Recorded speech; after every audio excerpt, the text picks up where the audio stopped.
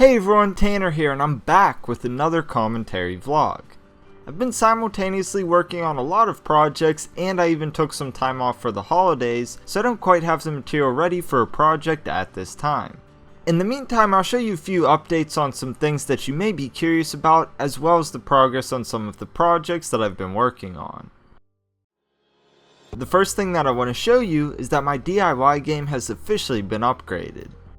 I finally got a miter saw after all these years. I was really excited about this one because it will allow me to have a safer and more effective workflow. You should know by now that I work with wood pretty frequently and I'm always building new projects. And let's be real, table saws really aren't meant for cutting things like 2x4s. However, I did make it work for a few years and built some great stuff in the process.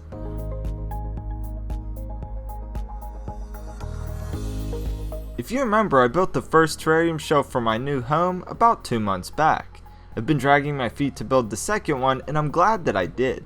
I had the full intent to build it this week though, and even went out the other day to get all of the materials.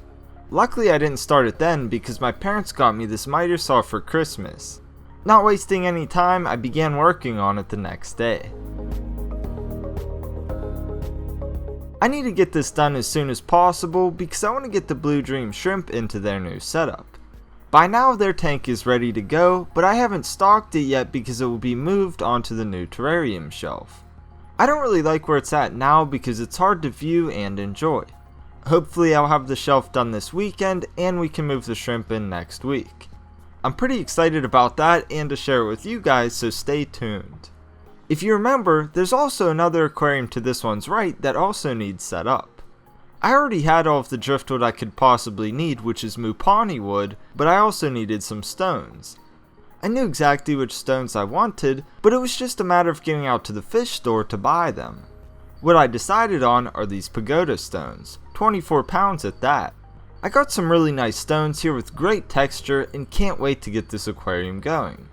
I'm not sure when that will be, and I'm really in no rush to get it set up, but I think it will be fairly soon. Let me know if there's anything specific you'd like to see with that one. Something else that I've been working on is this rack. If you remember, I built the 40-gallon Paludarium rack months ago. I then set up the fire-bellied toad Paludarium, and I've been working on my American bullfrogs Paludarium for the past few weeks as well. I haven't finalized the video on that one yet, but it should be out early in the new year. The rack itself though still isn't complete because I never installed the doors. I took my time with that because I didn't need them right away. Since MJ will be going into his new setup very soon, I decided that I should probably get the doors on sooner than later, so that's exactly what I did. As expected, it looks way better with the doors on, but I'm curious as to what you think. Keep in mind that a third tank will also be going on the very top for my African bullfrog, so it's not quite done at this time. Let me know what you think about the progress of this rack down in the comments.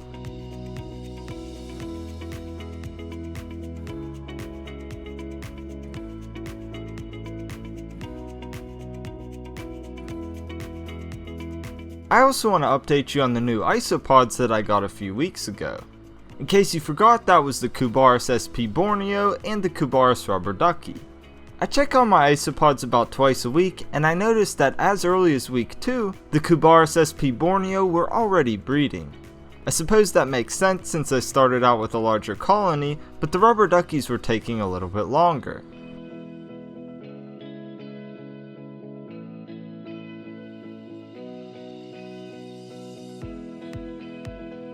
As I was making my rounds not long ago though, I found baby duckies.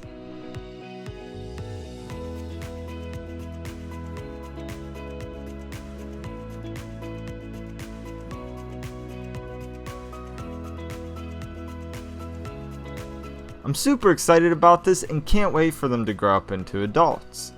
As you would expect, I really want to get some of these into the 180-gallon vivarium, but not until the colony is larger. While we're talking about the 180, I just put an even brighter light on the setup. To do so, I swapped the light that was currently on the vivarium with the one that's on the Betta's new setup. I noticed that I was getting some slight algae issues in the betta's new tank, and I figured that I would try lowering the light's brightness to combat it. However, I don't think that the light was the main cause for the algae. I had this tank up and running for at least a month and didn't have any major issues with algae. Aside from adding the betta, the only change that I made was reducing the flow. I think that doing so is for sure the main factor in promoting algae growth, since the light wasn't causing issues previously. I also doubt that a single betta would be enough to throw off the balance of the tank unless it was a combination of the betta and the reduction of flow. Anyways, I'm working through the issues now and should have it all fixed in just a few weeks. To help me out, I also got some Amano Shrimp. I can manually remove a lot of the algae myself and do what I can otherwise, but the shrimp will really help keep it in remission after I've done what I can. I wanted to get these guys for the tank anyways, so it all worked out. Let's go back to the 180 though, because I got something to make my life a little simpler. What I got here is the Mist King Ultimate Misting System. This will allow me to automatically mist the 180 and both of the Crested Gecko tanks above it, as well as other tanks that I will add down the road. I went back and forth with getting one of these for quite a while because I like to control what and how much I mist with a hand mister. My family got me one for Christmas though, so I might as well use it. I'm not sure when I'll get it all set up, but I'm excited about it and I think it will help make my life a little simpler. I like to be hands-on with everything, but I gradually want to automate everything in the room as much as possible so that way I can focus less on maintenance and more on enjoying the setups and creating more things. That's going to wrap it up for the projects and updates section of this video. However, if you stick around and take a close look within this frame, you'll probably notice a few things that I haven't yet talked about on the channel, nor were they mentioned in this video, so they could be considered updates if you take a close enough look. Anyways, for this part of the video, I wanted to talk to you guys face to face rather than in a scripted format because I felt like it would be more genuine and help me get the point across better of what I'm trying to say here. Many of you know that I've been on and off YouTube since 2006, but only as of 2016 did I really start taking this platform seriously and the things that I'm doing on here to where I'm putting in the work and really just trying to get it to the next level, get it as big as I can get it, and really just start to grow all of what you see here. However, 2018 has been the biggest year of growth thus far, so I want to talk to you guys a little bit about that.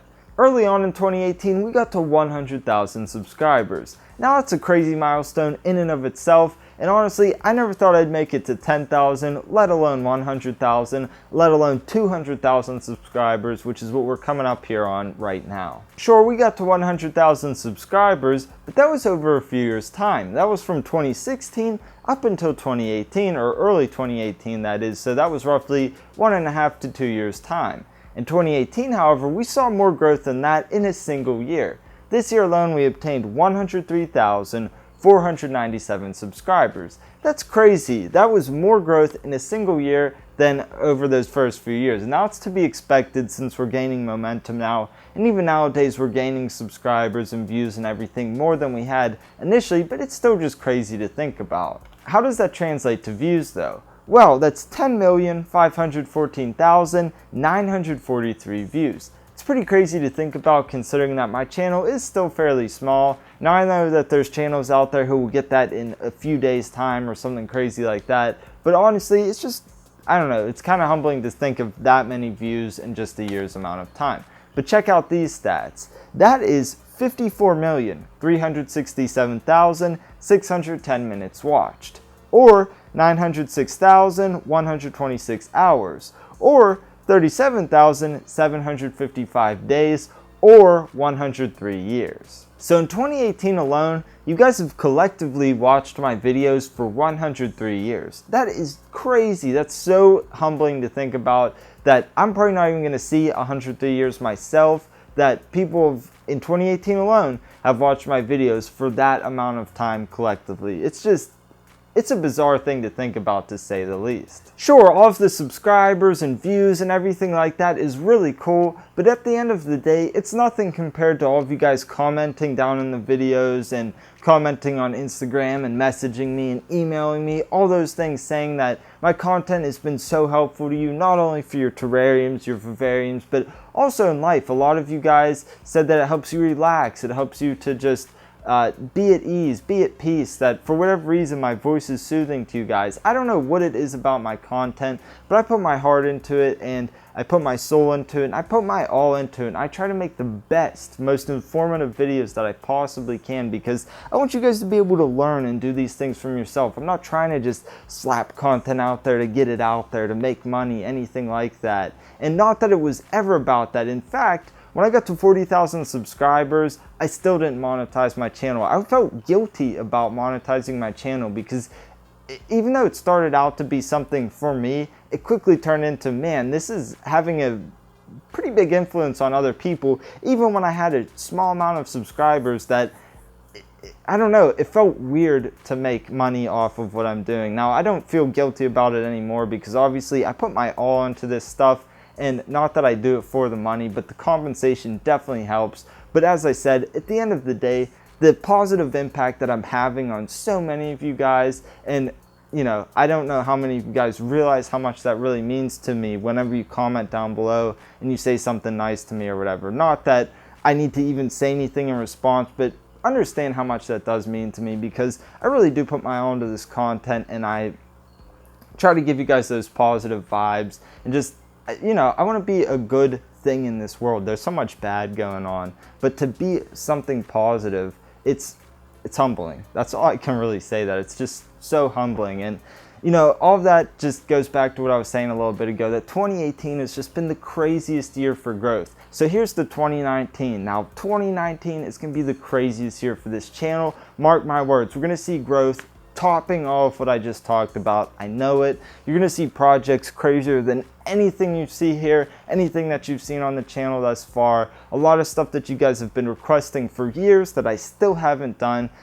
We got those coming up. But I'm telling you, big, big, big projects. Big on scale, big on idea, big on execution. So stay tuned for all of that. I greatly appreciate all you guys. I can't thank you enough. And I know that I'm not always behind the camera thanking all of you guys, but I think you should get it based on my actions, based on what I'm putting into this content. So thank you so much for an awesome 2018. I wish all of you guys the best in 2019, and I'll see you later. Peace.